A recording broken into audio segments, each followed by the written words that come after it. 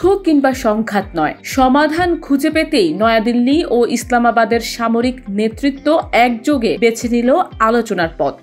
যার রেশ ধরেই ভারত পাকিস্তানের দীর্ঘদিনের বৈরিতা, সীমান্ত উত্তেজনা এবং পাল্টাপাল্টি অভিযানের এক বিপজ্জনক আবহে হঠাৎই দেখা দিল আলোচনার নতুন আশার আলো। আলোচনার মূল জোর ছিল বাধ্যতামূলক প্রতিশ্রুতির উপর, যাতে ভবিষ্যতে যুদ্ধবিরতি লঙ্ঘনের ঘটনা রোধ করা যায়। স্বচ্ছতা ও তথ্য বিনিময়ের উপর জোর দিয়ে উভয় দেশ বোঝাতে চেয়েছে কেবল অস্ত্র নয়, বিশ্বাস ও দায়িত্ববোধও ভবিষ্যতের নিরাপত্তার চাবিকাঠি হতে পারে।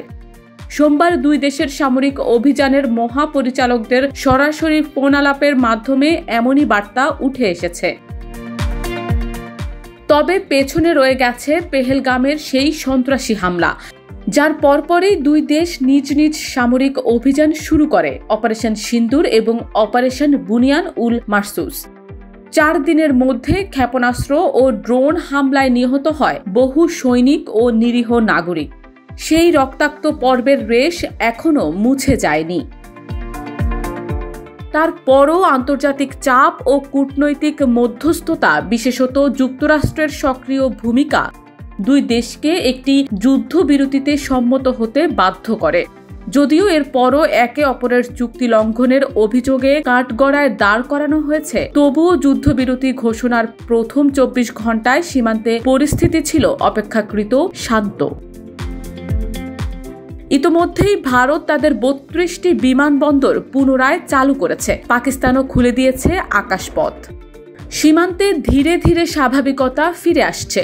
ব্যবসা বাণিজ্য যেমন স্বস্তির নিঃশ্বাস ফেলছে, তেমনি আন্তর্জাতিক মহল, বিশেষ করে চীন ও যুক্তরাষ্ট্র, এই সংযমকে দীর্ঘস্থায়ী করার আহ্বান জানাচ্ছে।